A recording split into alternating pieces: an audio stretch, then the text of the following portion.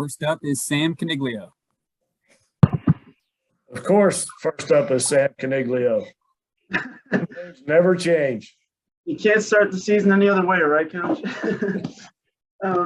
So I guess we'll go backwards to start this off. How was your off season, and how are you feeling headed into the preseason? The off season for us seems like it takes 6 years. It seems like forever since we played our last game, but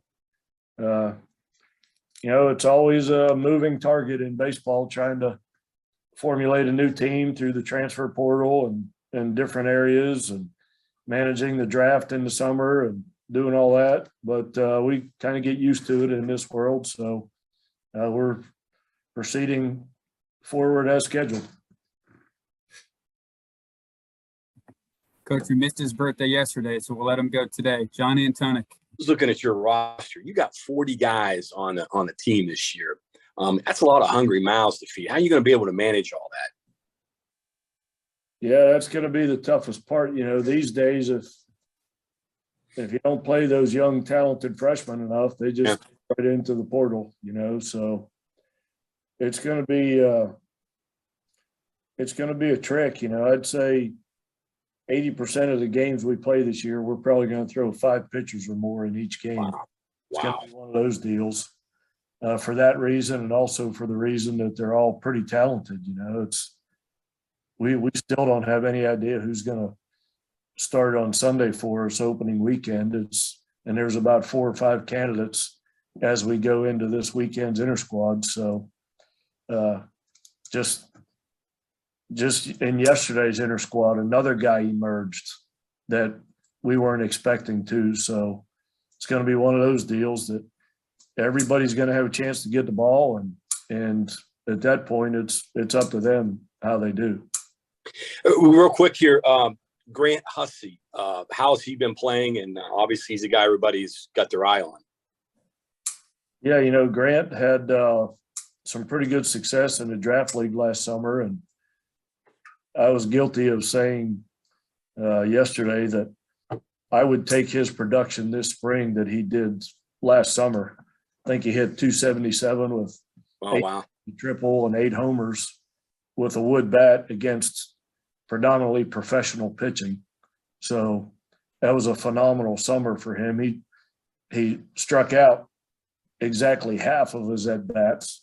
So that's one thing he needs to work on, but that kid's made progress since then. So there's going to be a lot of good days with Grant and some bad days. Just hopefully the good outweighs the bad over the long haul. Ryan Decker. Coach, I guess staying with Grant Hussey for a second, you mentioned his time with the Black Bears. How valuable is that for his development? And how big was that he got to play part of a summer in his home ballpark? Yeah, that really sped up his timeline pretty quick. Normally a kid from West Virginia comes in here, and the jump from West Virginia high school baseball to the Big 12 was just, it takes a long time. But Grant, having played 3 or 4 months and making that transition before he got here, was phenomenal for his progress. I think he only hit like 306 in high school as a senior with limited production. And then to step in and do what he did in the Black Bears this summer was just phenomenal. Sam? Coach, Jacob Waters has gotten a lot of preseason attention. He was one of your top arms last year. Have you seen him make any strides this offseason, and what are you kind of expecting out of him? Jake needs to show some consistency, across the board, on the field, off the field. If he's going to be consistent on the field, he's got to be consistent off the field with, eating habits, sleeping habits, taking care of his body. If he can clean all that up and steer clear of injury reports and bad nights of sleep and that type thing, I think he will flourish in the role he's in. The stuff that he throws up the home plate is as good as anybody pitching in an entire nation, but it's got to be consistent for him to be a big winner for us. Back to John. To your point earlier about your roster, talking to some of the other coaches, whether it's Hugs or Neil or Mike Carey, whatever, they say that roster management is the number one concern for them now, above, right along with developing players and all of that. Where do you sit with that? Well, my take is that, for Neil and Hugs and Kerry, welcome to my world. We were all baseball coaches. We've been managing rosters for 50 years, with the draft and losing high school kids to the draft and losing juniors in your program. And now they're having to deal with what we've dealt with for a long time. So roster management is no stranger to the world of college baseball. So it's taken on a whole new level, of course, with the transfer portal. And you no longer are trying to build a program, and you just have to build a team 1 year at a time, which is, the status of this thing from year to year now is going to be probably half of your team.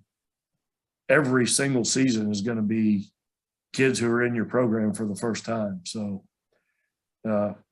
developing a freshman into a senior now is way harder than it used to be, because part of development is learning how to sit on the bench and learning how to fail and learning how to do all that. And kids just aren't willing to do near as much of that these days as they have in the past. Does that impact your decisions, what you do during practice, what you do during games, how you manage games? Is that in the back of your mind? Things like that? Well, if I don't play this kid, he's going to get pissed off and leave. Oh, of course, you have to. And, like I said, with all these talented pitchers we have in here, you just go into every day thinking the 3 or 4 that pitch the least are gonna leave. So you try and get as many of those guys a taste of what this development thing is like. And, the only way to beat the transfer portal really is with relationships. Mm-hmm. You establish relationships with kids and let them know that you care about them. And part of their development is sitting there watching older kids pitch and older kids play.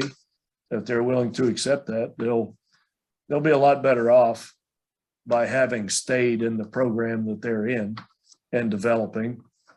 We had maybe our most talented freshman in our program last year got frustrated. He wasn't pitching enough, and he left a program that is a top 25 program. He had a bunch of coaches that cared about him and were interested in his development as a player and a person, and he just left. That's kind of what you got to deal with these days. That's the last thing here. That's why I drink Red Bulls every morning. And no, I'm not making any money for this commercial. I just enjoy it. Oh, that's going to be worldwide. Yeah. Hey, one last thing here about this. Does that even impact your schedule, how you choose to schedule maybe before you get into your league play so that you can have opportunities to get more guys playing time? Does that factor in at all? No, because we have to schedule so many years in advance, so there's no way to, as far ahead as we have to schedule, there's no way to arrange a schedule around what kind of team you think you're going to have. But, going into this season, we've got maybe the most talented freshman class coming in next fall that we've ever had. And it looks like, we're going to get a lot of innings out of freshmen and sophomores on the mound this year. So you would think with another year of experience out of this year's sophomore class pitching and the influx of some superstars, pitchers coming out of high school, that next year would be the year that the Mountaineers are going to really do something special. But with the draft and the transfer portal, you have no clue. So there's no way to schedule accordingly. Yeah.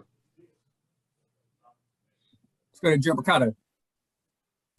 Randy, did you guys as a coaching staff leave the fall with a pretty good idea of where your starting lineup stood 1 through 9? Had there been changes to that? Or are there still spots that you're kind of still undecided about?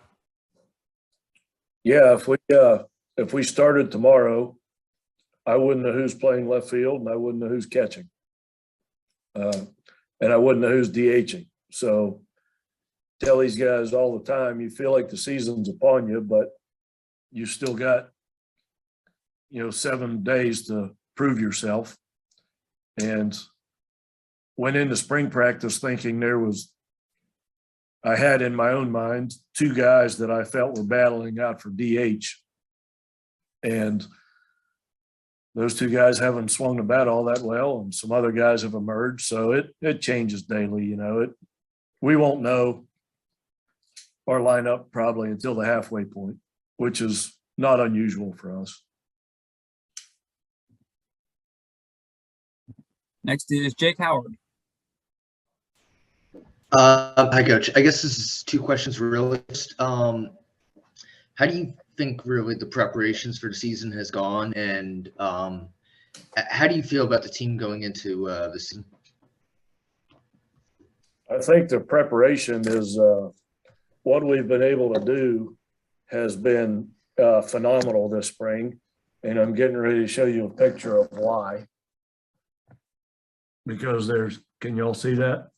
There's literally no snow on the field right now, which kind of say it jokingly, but it means the world to us to get out there and play on our field before the season starts, which some years you have no chance at all to do that. We've played years where the first time we've been outside is for the first game. So as far as that goes, the preparation's been outstanding. We're going to play inter squads outside again, hopefully this Friday and Saturday. And that hopefully speeds up the progression of how soon we start gelling as a team, the fact that we're out there able to play. So I think it's gone great so far this spring. Luke Wiggs, go ahead. Yeah, Coach, you talked about the front of your rotation and your lineup as well. You brought in some pretty high-profile arms in the back of the bullpen, Navy and Pitt, and obviously everybody knows what's going on with Waters in the preseason. Are there some names for some high-leverage guys potentially starting to emerge in practice to use in the back of the pen? The beauty of it is we have a choice of 4 or 5 guys back there. Before we flip it to Waters, we have Trey Braithwaite, who came from Navy, and Chase Smith from Pitt.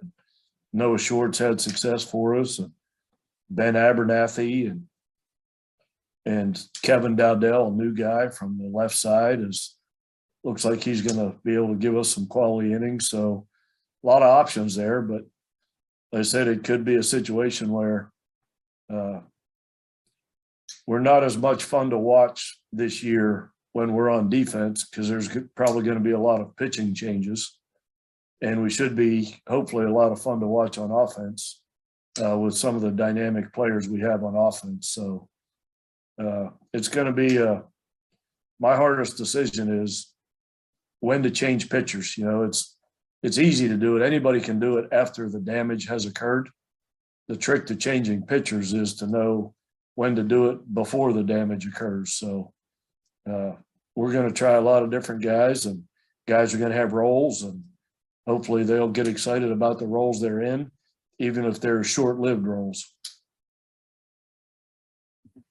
Keep going, Luke. Well, building off of what you said there, Coach, kind of an exciting offense that you have. If you look at the buildup or the makeup, of your roster, it seems as though there's a lot more speed than there was last year. Everybody likes to talk about Mazey ball in the regional year. Is there going to be a chance you guys are going to be a little bit more dynamic when it comes to running the bases and kind of that more small ball style of play that we all grew accustomed to a couple of years ago? Is that a real thing, Mazey ball, or did you just make that up? Well, I tried to coin it for U92, and maybe it catches on. I don't know. Yeah, Ken. I wonder if I could sell T-shirts with that on the front.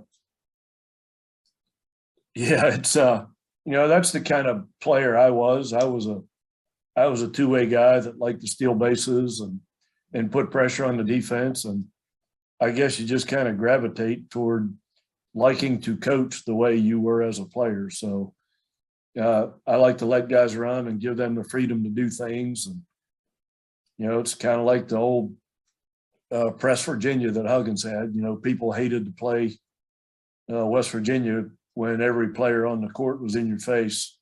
I want people to hate to play us in baseball because every guy that gets on base has an opportunity to run and make some things happen. It makes, the pitchers uncomfortable and other teams uncomfortable and makes them do stuff they normally wouldn't do. And it's kind of fun to change the way people play. It's pretty hard to practice against us, because of some of the things we do.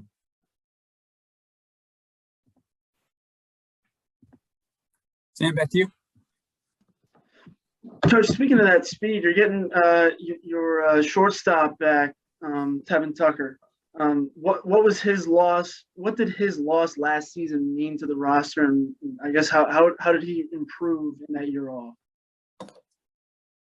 What his loss to us last year was some leadership abilities.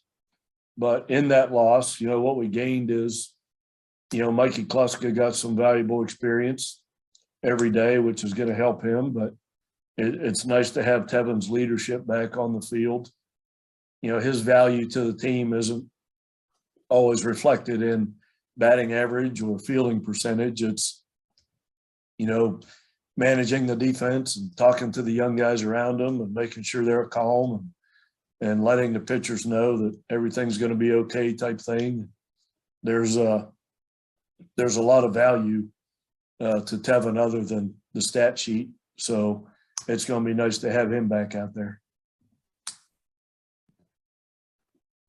And Coach, kind of in another vein, you guys have had a lot of players make, big pushes in the second half of the season.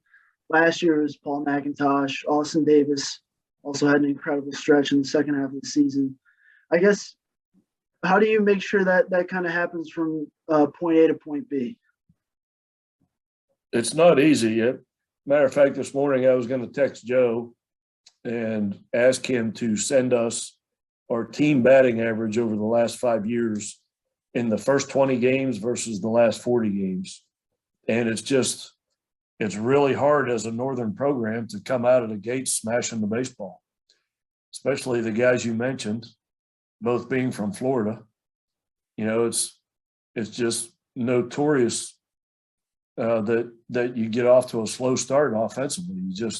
It's hard to ever get into rhythm and get in a flow. You can't stand in an indoor facility hitting in a batting cage and expect to be super consistent when the season starts. We just have to manage it and try and win as many games as we can until we hit that point that guys catch their rhythm. Bob Hertzel. Yes, sir. Randy, what you like to play the game of baseball the way you like to play it, as you said, as you grew up with it, running and stealing and bunting and doing those things.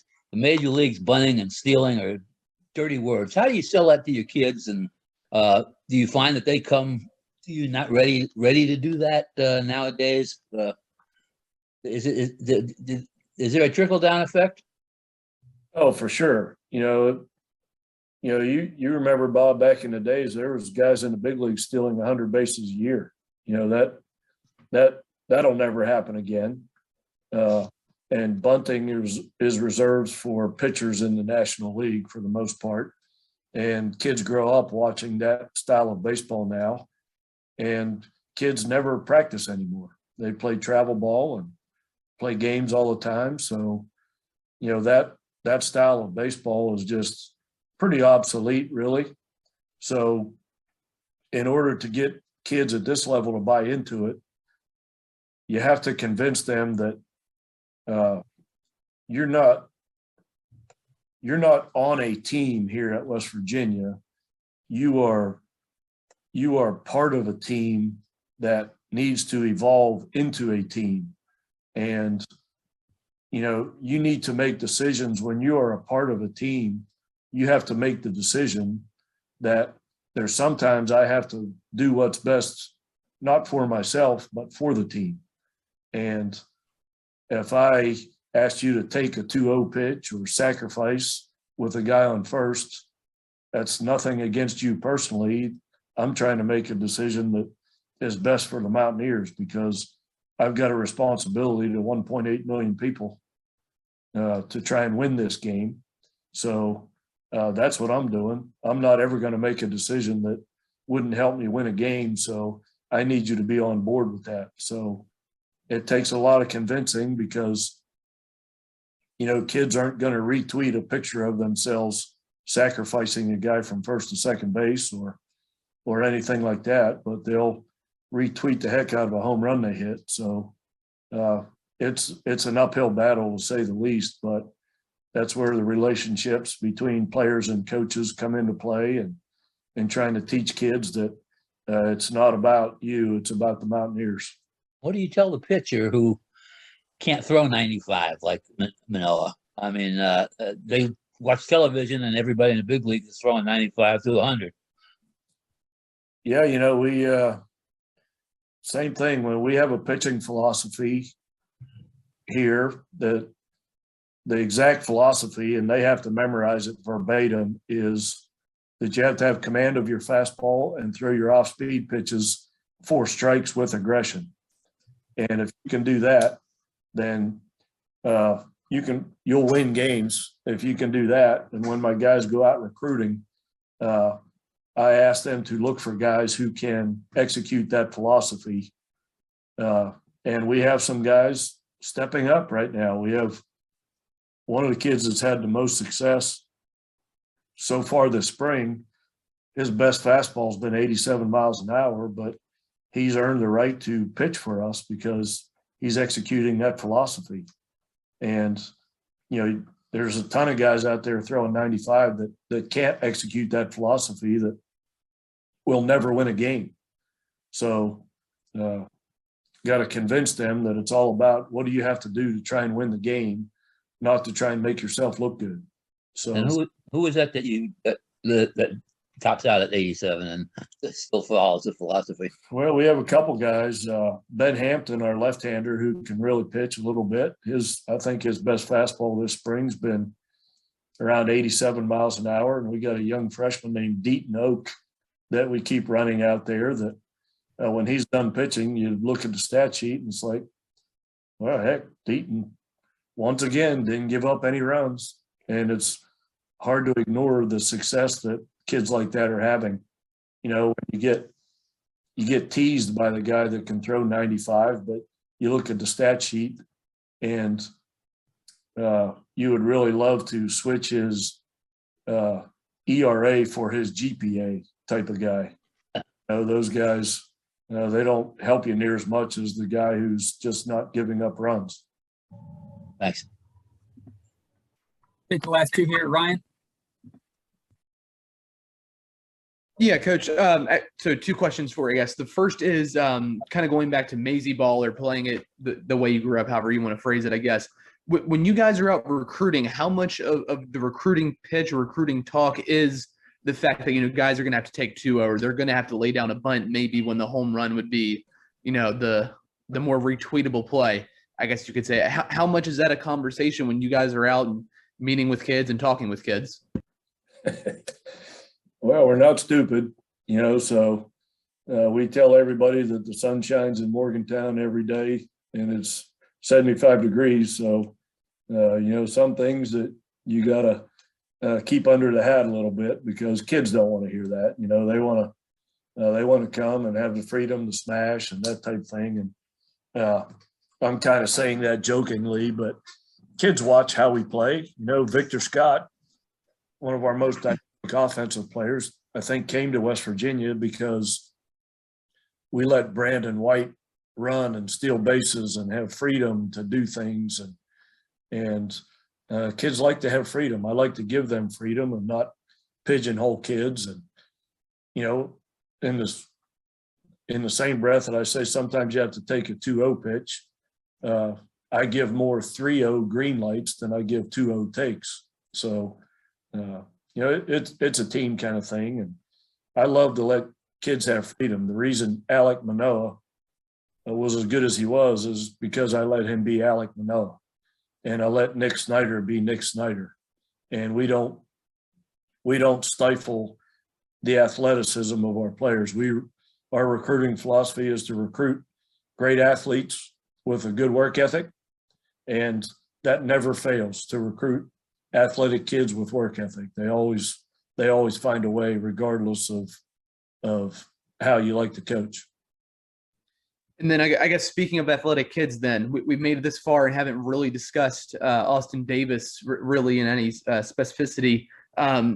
He led the team in average last year. Talk about what he can bring to this team again this year, and the role that you really foresee him having on this team this year. Super fun kid to watch. Great personality, great energy on the field. Has really, really turned into a great college baseball player. Defensively, offensively, can steal bases, can hit, can drive the ball, can bunt. He literally can do it all. Has played great for us. He's guys like Austin Davis and Victor Scott.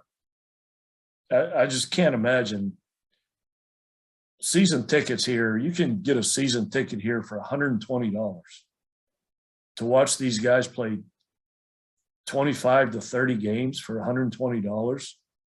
I mean, go across the street, go out to dinner for a family of four. You're going to spend more than that on one night. And you've got an opportunity to watch guys that could potentially be big leaguers and exciting. And I think a season ticket to a Mountaineer baseball game is the best value in the state of West Virginia. It's just, those guys are so much fun to watch. I get caught up being a fan of those guys, enjoying watching them play as much as I am their coach. They're just, guys like Austin and Victor are so much fun to watch. Okay, John, finish this up. Hey, you talk about Mazey ball. I can remember when Coach Mazey played, and that style was the SEC and the ACC, man. All the best teams played that way. Hey, Coach, I have a question about the league this year. I saw here Texas #1. Texas Tech looks to be strong again, TCU. What do you see from the league, and is it also a result of having those super seniors and all those extra guys on rosters? Yeah, first I want to clarify something. You guys keep talking about Mazey ball like I was just a slap hitter that loved to bunt and run. I did hit 10 homers as a senior, by the way. So I'm going to look that up. Let's set the record straight on the whole home run thing. But, yeah, that's the catch-22 here. When we finally catch our stride in the middle of the season and start swinging the bats and pitchers are in their rhythm and getting pitch counts up, then all of a sudden you run into the #1 team in the nation in Texas, and Texas Tech and TCU, I think, are both in the top 10. So I think this is the best the league has ever been at the top. So that can nullify some things for you when you get going. So we got to, hopefully by the time we get to those teams, we are operating at an extremely high level.